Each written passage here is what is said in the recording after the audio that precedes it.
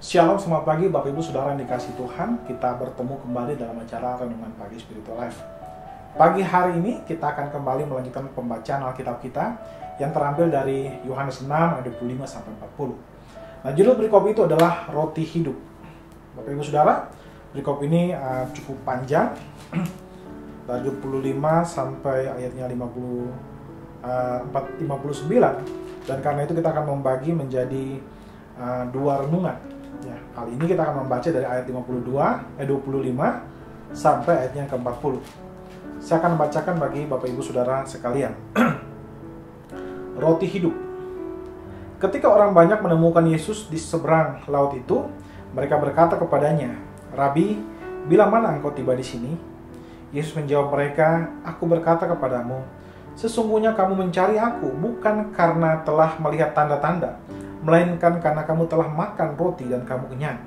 Bekerjalah, bukan untuk makanan yang akan dapat binasa, melainkan untuk makanan yang bertahan sampai kepada hidup yang kekal, yang akan diberikan Anak Manusia kepadamu. Sebab dialah yang disahkan oleh Bapa Allah dengan meterainya." Lalu kata mereka kepadanya, "Apakah yang harus kami berbuat supaya kami mengerjakan pekerjaan yang dikehendaki Allah?" Jawab Yesus kepada mereka, "Inilah pekerjaan yang dikehendaki Allah, yaitu hendaklah kamu percaya kepada Dia yang telah diutus Allah." Maka kata mereka kepadanya, "Tanda apakah yang engkau perbuat, supaya dapat kami melihatnya dan percaya kepadamu? Pekerjaan apakah yang engkau lakukan? Nenek moyang kami telah makan mana di padang gurun, sebab ada tertulis, mereka diberinya makan roti dari sorga." Maka kata Yesus kepada mereka, "Aku berkata kepadamu, sesungguhnya bukan Musa yang memberikan kamu roti dari sorga, melainkan Bapakku yang memberikan kamu roti yang benar dari sorga. Karena roti dari Allah ialah roti yang turun dari sorga dan yang memberi hidup kepada dunia." Maka kata mereka kepadanya, "Tuhan, berikanlah kami roti itu senantiasa." Kata Yesus kepada mereka, "Akulah roti hidup itu. Barang siapa datang kepadaku, ia tidak akan lapar lagi, dan barang siapa percaya kepadaku, ia tidak akan haus lagi. Tapi aku telah berkata kepadamu, sesungguhnya kamu telah melihat aku, kamu tidak percaya. Semua yang diberikan Bapa kepadaku akan datang kepadaku, dan barang siapa datang kepadaku, ia tidak akan kubuang. Sebab aku telah turun dari surga bukan untuk melakukan kehendakku, tapi untuk melakukan kehendak Dia yang telah mengutus aku. Dan inilah kehendakku yang telah mengutus aku. Dan inilah kehendak Dia yang telah mengutus aku, yaitu supaya dari semua yang telah diberikannya kepadaku, jangan ada yang hilang, tetapi supaya kubangkitkan pada akhir zaman. Sebab inilah kehendak Bapakku, yaitu supaya setiap orang yang melihat Anak dan yang percaya kepadanya beroleh hidup yang kekal, dan supaya aku membangkitkannya pada akhir zaman."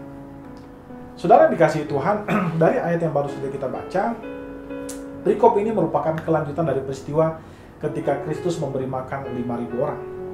Saudara, setelah peristiwa itu, orang banyak berusaha memaksa Kristus menjadi raja. Dan apa yang terjadi? Kristus kemudian menghindar dari mereka, dan kemudian Dia menyeberang ke Kapernaum. Dan namun di sana orang banyak pun datang mengerumuni Dia karena mereka tahu Dia pergi ke sana. Kristus kemudian menegur motivasi mereka yang mencari Dia hanya karena mereka mendapatkan roti, dan mereka tidak melihat tanda-tanda ilahi di belakang semua peristiwa yang Dia kerjakan.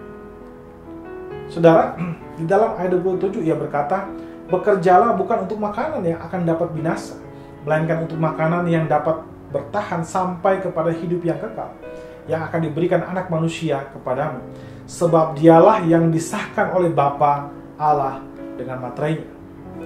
Kristus dalam ayat ini menjelaskan bahwa meskipun roti juga merupakan hal yang penting, namun jangan sampai kita menghabiskan kehidupan kita hanya untuk mencari hal yang berkaitan dengan pemenuhan fisik semata, dan kita mengabaikan kebutuhan rohani kita.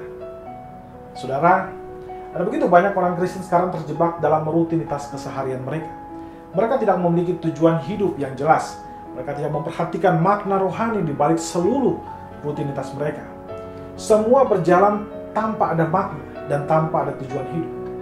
Hasilnya yang mereka rasakan adalah kebosanan dan rasa hampa. Saudara, Kristus datang supaya kita memiliki tujuan di dalam hidup kita.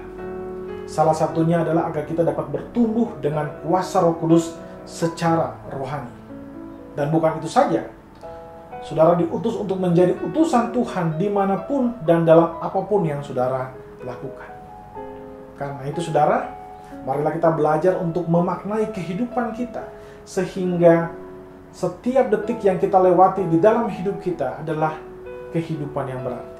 Setiap waktu yang kita lewati dalam hidup kita adalah waktu yang bermakna.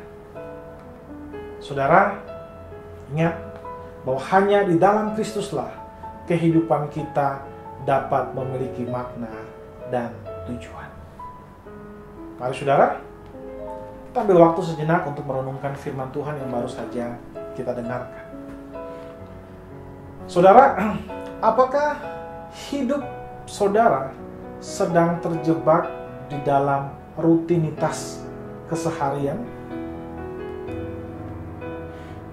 Saudara, marilah kita mengambil waktu sejenak untuk mendoakan hal tersebut. Berdoalah untuk meminta anugerah Allah agar memampukan saudara untuk memaknai kehidupan saudara sesuai dengan bimbingan Roh Kudus melalui Alkitab.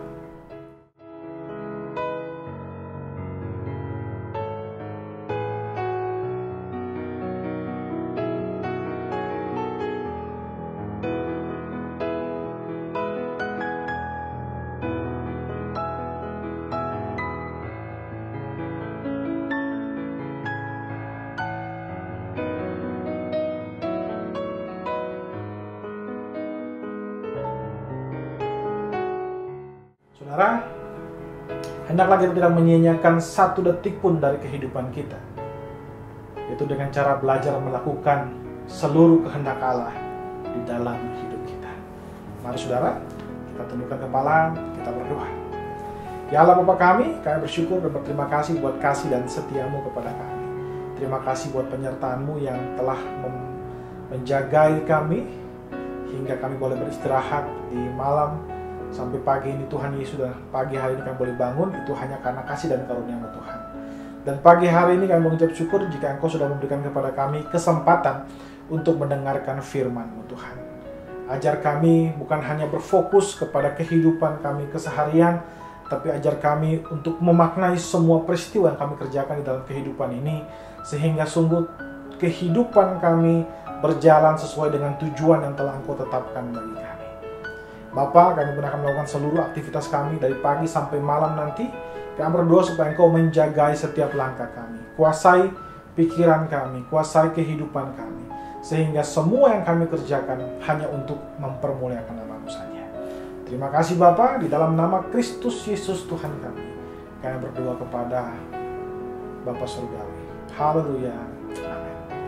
Amin. Bapak Ibu Saudara yang dikasihi Tuhan, selamat pagi, selamat beraktivitas, dan Tuhan Yesus memberkati kita semua.